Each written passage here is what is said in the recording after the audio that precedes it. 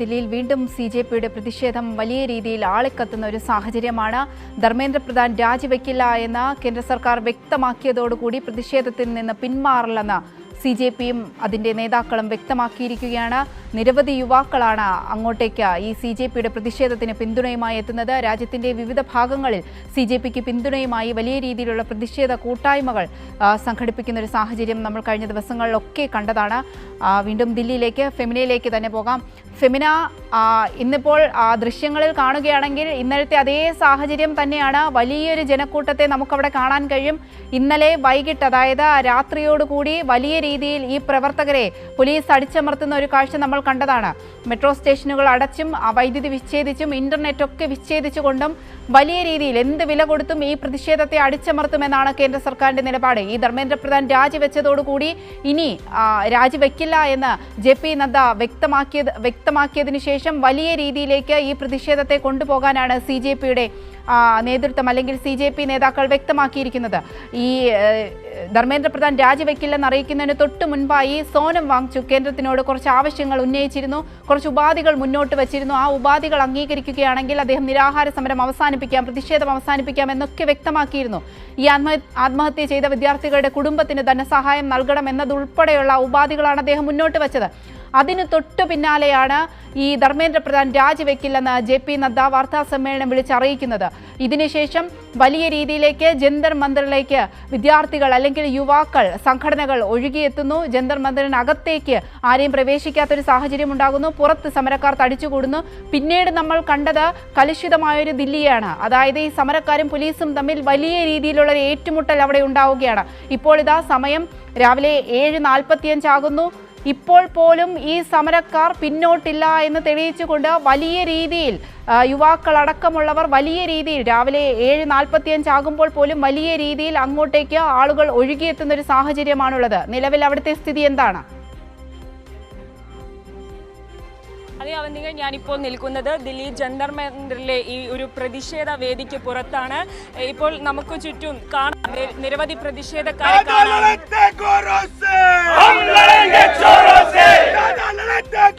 Doctor കൊണ്ട് ഈ ഒരു പ്രതിഷേധ വേദിയിലേക്ക് എനിക്ക് ചുറ്റുമുള്ളത് ഇവരെല്ലാം ഒരുപോലെ ആവശ്യപ്പെടുന്നത് കേന്ദ്ര വിദ്യാഭ്യാസ മന്ത്രി ധർമ്മേന്ദ്ര പ്രധാന്റെ ആവശ്യപ്പെടുന്നത്.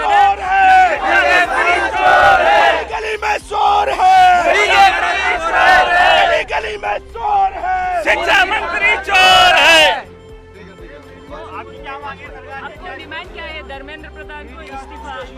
प्राथमिकता तो ये है कि माननीय शिक्षा मंत्री को, जब पूरे देश का यूथ अपनी बात को कहने के लिए दिल्ली के जंतर मंतर में लगातार 25 दिनों से हंगर स्ट्राइक पे बैठा हुआ है, तो माननीय मोदी जी को भी इस पर स्वतः संकल्प चाहिए।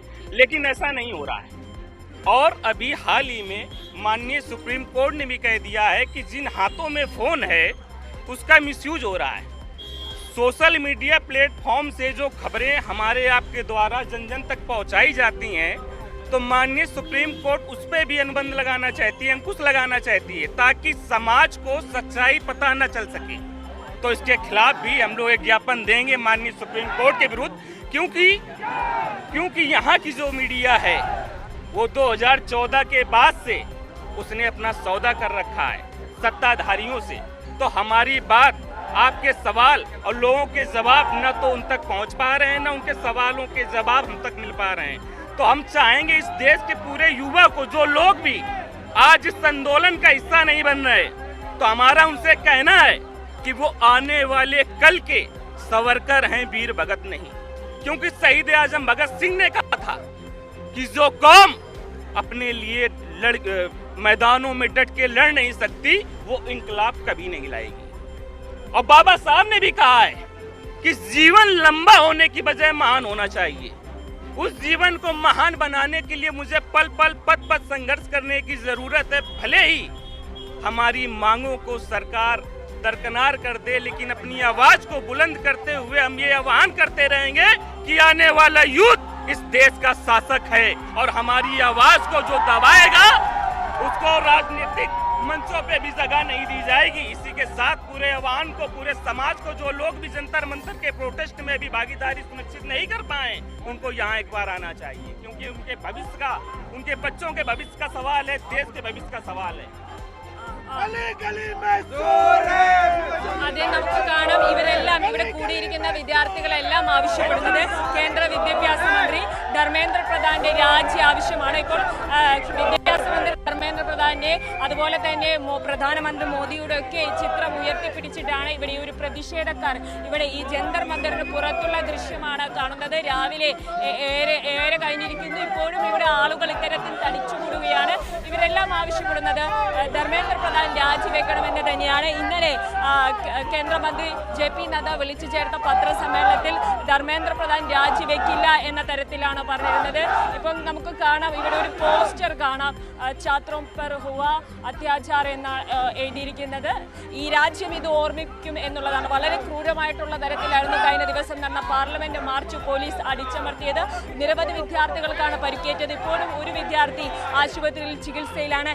ഇത് ഈ രാജ്യം മറക്കില്ല എന്നുള്ളതാണ്. വിദ്യാർത്ഥികൾക്ക് നേരെ ഉണ്ടായിട്ടുള്ള അതിക്രമം ജൂലൈ 20-ാം തീയതി എന്താണ് സംഭവിച്ചത് എന്നുള്ളത് ഈ രാജ്യം ഓർത്തിരിക്കും എന്നാണ് ഇവിടുത്തെ ഈ വിദ്യാർത്ഥികൾ ഈ പോസ്റ്ററിലൂടെ വ്യക്തമാക്കാൻ ആഗ്രഹിക്കുന്നത്. നിരവധി പേരാണ്, നമുക്ക് ദൃശ്യങ്ങളിൽ തന്നെ കാണാം, നിരവധി പേർ ഈ ഒരു പ്രതിഷേധത്തിലേക്ക് ദിനം പ്രതി ഓടിയെത്തുന്ന കാഴ്ചയാണ് കാണുന്നത്. അതിരാവിലെ മുതൽ ഇവിടെ ഇന്നലെ രാത്രി ഉറങ്ങിയ ആളുകളുണ്ട്. ഇപ്പോഴും ഓരോരുത്തരായി ഇങ്ങനെ വന്നുകൊണ്ടിരിക്കുന്നത്. ഇത് പ്രതിഷേധ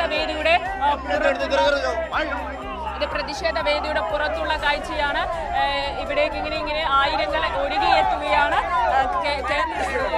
ധർമ്മേന്ദ്ര പ്രധാന്റെ രാജി ആവശ്യപ്പെട്ടുകൊണ്ടുള്ള ഒരു സമരം ഇവിടെ തുടരുകയാണ്.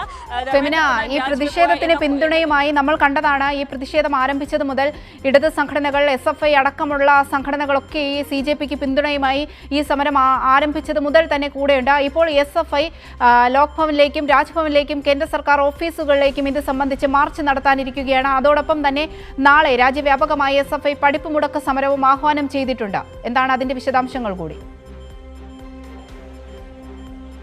തീർച്ചയായും കഴിഞ്ഞ ദിവസം നേരത്തെ ഞാൻ സൂചിപ്പിച്ചതുപോലെ തന്നെ പാർലമെന്റ് മാർച്ചിൽ വളരെ ക്രൂരമായിട്ടുള്ള ഒരു മർദ്ദനമാണ് ഇത്തരത്തിൽ നടന്നത്. അതിൽ പ്രതിഷേധിച്ചുകൊണ്ടാണ് ഇപ്പോൾ SFI ഇന്ന് ലോക് ഭവനിലേക്കും അതുപോലെ തന്നെ രാജ്ഭവനിലേക്കും മാർച്ച് സംഘടിപ്പിച്ചിരിക്കുന്നത്. നാളെ രാജ്യവ്യാപകമായിട്ടുള്ള ഒരു പഠിപ്പ് മുടക്കിന് ആഹ്വാനം ചെയ്തിട്ടുണ്ട്.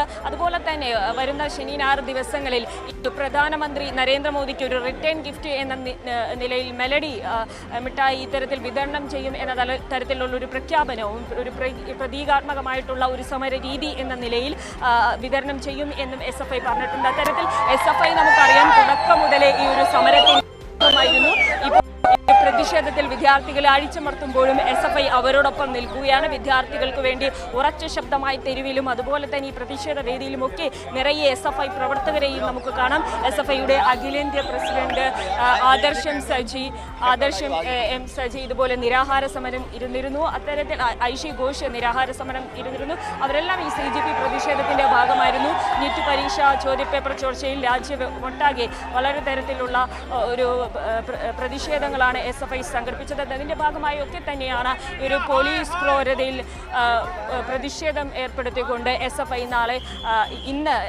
നാളെ രാജ്യവ്യാപകമായി പണിമുടക്കുകയും ഇന്ന് ഇത്തരത്തിൽ ലോക് ഭവനിലേക്കും രാജ്ഭവനിലേക്കും ഒക്കെ ഒരു മാർച്ച് സംഘടിപ്പിക്കുന്നത്. ഇപ്പോൾ നിങ്ങൾക്ക് കാണാൻ സാധിക്കുന്നത് ദില്ലി ജന്തർ മന്ദിറിലെ പ്രതിഷേധ വേദിയാണ്.